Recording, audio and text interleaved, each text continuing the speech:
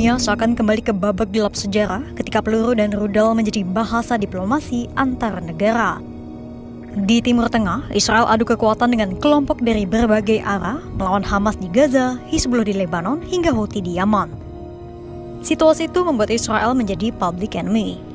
Sementara Amerika Serikat yang sebelumnya hanya memantau dari kejauhan, kini ikut terjun langsung berhadapan dengan Houthi di Yaman. Pada saat yang sama, di belahan bumi Eropa Timur, Rusia dan Ukraina masih berkecamuk di palagan yang sama sejak 2022 silam. Belum usai dentuman artileri di Timur Tengah dan Eropa, ketegangan lama antara musuh bebuyutan di Asia Selatan, yakni India dan Pakistan, mencuat ke permukaan.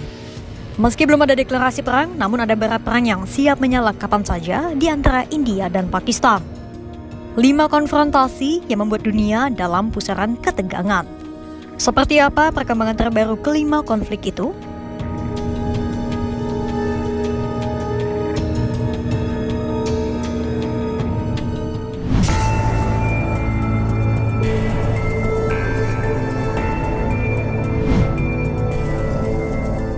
Kegelisahan tak pernah beranjak dari benak warga Gaza Palestina sejak 7 Oktober 2023. Tiap harinya selalu ada eskalasi dalam perang Israel dan Hamas.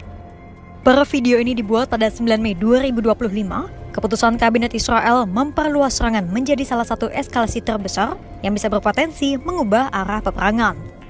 Pada Senin 5 Mei 2025, Kabinet Israel berencana memperluas operasi militernya di Gaza. Ada 5 hal yang akan dilakukan Israel. Memulangkan 59 sandera Hamas, melumpuhkan kekuatan Hamas, memindahkan paksa warga Palestina dari Gaza, memblokade bantuan kemanusiaan, dan memperluas zona penyangga. Perluasan operasi militer itu berpotensi semakin menambah parah krisis kemanusiaan di Gaza yang sudah memprihatinkan.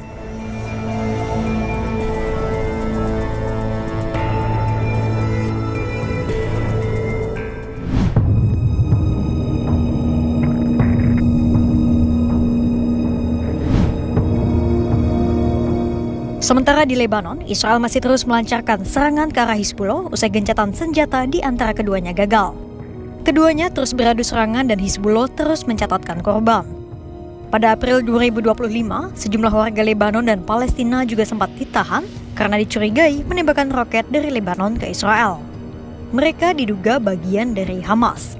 Dugaan itu kemudian berujung pada dikeluarkannya peringatan dari pemerintah Lebanon yang saat ini tengah memperkuat otoritas mereka atas Lebanon. Pemerintah Lebanon pada Jumat 2 Mei 2025 memperingatkan bahwa kelompok Hamas akan menghadapi tindakan keras jika melakukan serangan apapun dari Lebanon. Belum ada titik terang di antara Israel dan Lebanon.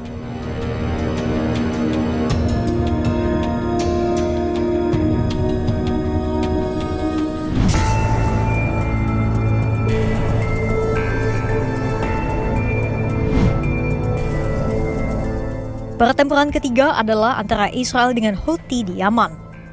Berbeda dengan performa Hamas dan Hizbullah yang mulai menurun, Houthi di Yaman masih terus berapi-api melakukan perlawanan. Pada 4 Mei 2025, untuk kali pertama Israel mengakui pertahanan udaranya dijebol oleh rudal Houthi.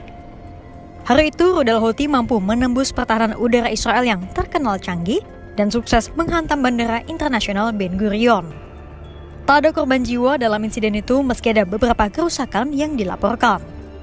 Analis menduga rudal Houthi bisa lolos karena kecepatannya yang tinggi dan jumlah bahan peledak yang dibawa tidak banyak sehingga tak terbaca oleh radar.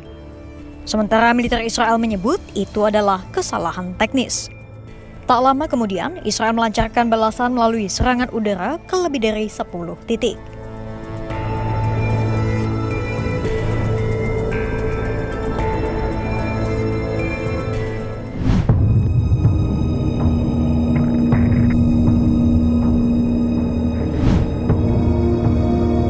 Tak hanya berjibaku dengan trio H, yakni Hamas, Hizbullah, dan Houthi, Israel juga terlibat konfrontasi dengan Suriah.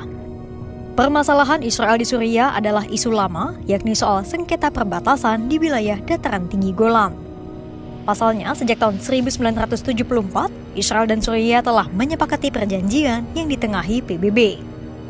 Dalam perjanjian itu, Israel dan Suriah sepakat saling berbagi wilayah di dataran tinggi Golan. Selama beberapa waktu, upaya Israel menerobos perjanjian itu tak begitu signifikan. Namun sejak Hayat Tahrir al-Syam mengambil alih kepemimpinan Suriah, berulang kali Israel melakukan serangan di wilayah dataran tinggi Golan bagian Suriah. Namun pada Kamis 8 Mei 2025, Presiden Suriah Ahmad al-Sharaa mengaku pemerintahannya tengah mengadakan negosiasi tak langsung dengan Israel.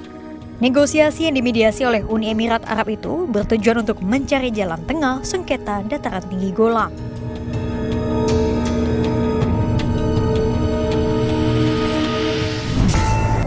Selain Israel, Houthi juga terlibat dalam pertempuran terbuka dengan Amerika Serikat. Selama masa pemerintahan Presiden Joe Biden, Amerika Serikat hanya melancarkan serangan terhadap Houthi di Yaman secara terbatas. Namun sejak Trump memerintah, Amerika Serikat semakin gencar melancarkan serangan yang masif dan mematikan. Amerika Serikat melancarkan serangan udara yang destruktif ke arah Yaman.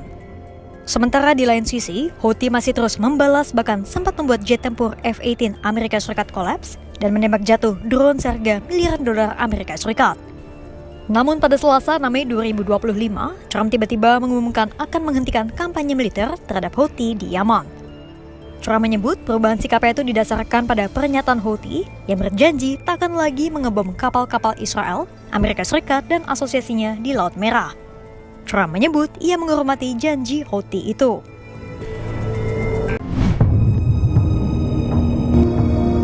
Sudah sejak Februari 2022, Ukraina dan Rusia belum menemukan titik damai. Sudah 2 kali Rusia dan Ukraina menyepakati gencatan senjata. Dan pada Kamis 8 Mei 2025, Presiden Rusia Vladimir Putin kembali mengumumkan gencatan senjata sementara yang hanya berlangsung selama 3 hari. Ukraina menganggapnya sebagai lelucon dan menuduh Rusia sudah langsung melakukan ratusan pelanggaran kesepakatan gencatan senjata. Sementara secara diplomatik, Presiden Donald Trump yang mulai memperbaiki hubungannya dengan Presiden Ukraina Volodymyr Zelensky mendorong Presiden Rusia Vladimir Putin untuk melakukan gencatan senjata 30 hari.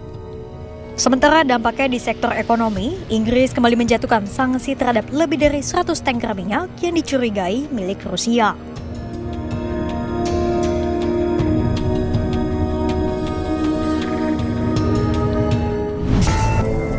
Konfrontasi terakhir adalah meningkatnya ketegangan yang nyaris pecah menjadi pertempuran terbuka antara India dan Pakistan. Ketegangan antara India dan Pakistan dipantik oleh insiden penembakan di Pahalgam, Kashmir bagian India yang menewaskan 26 wisatawan. Sebuah insiden yang kembali mengingatkan dunia akan sejarah kelam pertikaian India dan Pakistan yang tak pernah benar-benar usai. Meski belum resmi mendeklarasikan perang, namun India dan Pakistan sudah terlibat adu serangan. Pada Rabu 7 Mei 2025, Pakistan mengeklaim berhasil menembak jatuh 5 jet tempur India yang diterbangkan ke arah Pakistan pada dini hari. 5 jet tempur itu terdiri atas 3 J-10 buatan Cina dan 2 jet tempur pabrikan Rusia. Di tengah dunia yang terus bergejolak, 5 konflik itu menunjukkan betapa rentannya perdamaian global.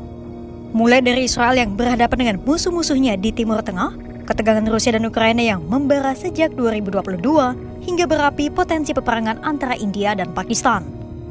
Tak ada cara lain yang lebih manjur selain mengedepankan upaya diplomasi. Harus ada titik keseimbangan yang dicapai dalam tiap konflik yang memanas di berbagai belahan bumi. Kira-kira bisakah semua konfrontasi itu mereda dan menemukan perdamaian?